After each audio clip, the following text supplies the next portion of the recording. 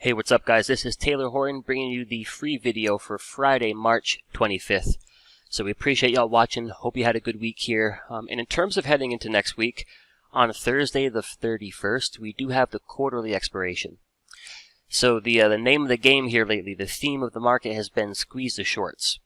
So the market is on a mission here to make sure anybody holding puts is feeling the pain. So heading into a big expiration like a quarterly expiration, if you look at the put side here on the SPX, you have some pretty big, pretty lofty open interest on the 4500s, the 4510s, and the 4520s. And I think Sam showed you all this in last weekend's video. So the idea that next week we just kind of generally trade sideways, holding above 4500, basically finishing the job here, making sure all these puts expire worthless. To me, that makes sense. And then there's things like Apple, which go up like vertical, in a vertical fashion for 8 to 9 days straight.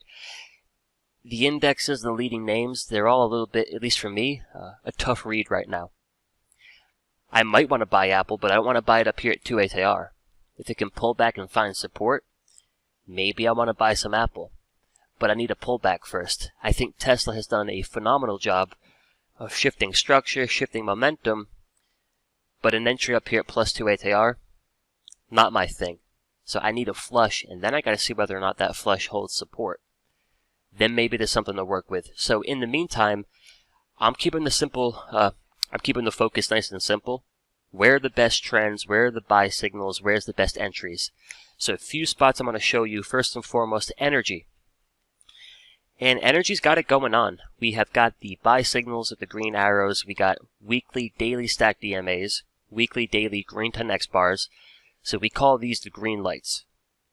You have an uptrend, you got buy signals, you got the green lights. The only thing missing, I think, is a bit of a better entry back here at the 21 EMA. So if XLE can dip next week, I think you got an entry. Names in that group like EOG. You got the buy signals, you got the green lights. Could you pick it up at the 21 EMA? I would like to. You got another few names here, guys. There is Devon, which we got a little bit of Devon here, but you have your trend, you got your structure, your momentum. I think you pick it up on a dip.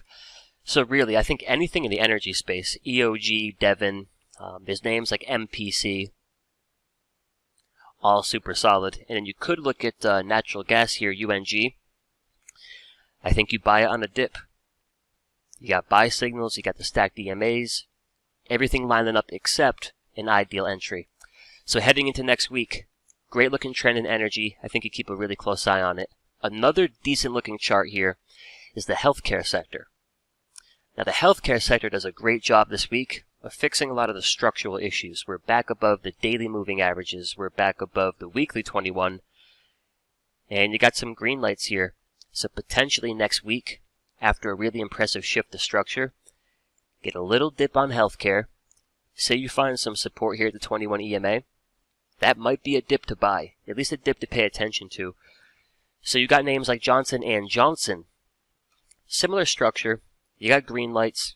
If that comes into 173 and holds up, might make for a good entry. Another name here in the healthcare space is CVS. I don't think all that heavily weighted, but it is part of the group, and this one actually I think offers a great entry. Got the daily squeeze as a 4-hour, a 2-hour. We got some buy signals. You got a whole lot to like here, I think, for a push into about 111, 112. So we did pick up some CVS next week, and you got Pfizer. So this weekend, go sector to sector, pick a few of the sectors that you think have some decent structure, then go look through those top 5 to 10 holdings. So PFE here, it's working on rebuilding a pretty good-looking chart. One to keep an eye on. So I got energy sector, I got the healthcare sector, and then last but not least here, guys, get some fertilizer stocks.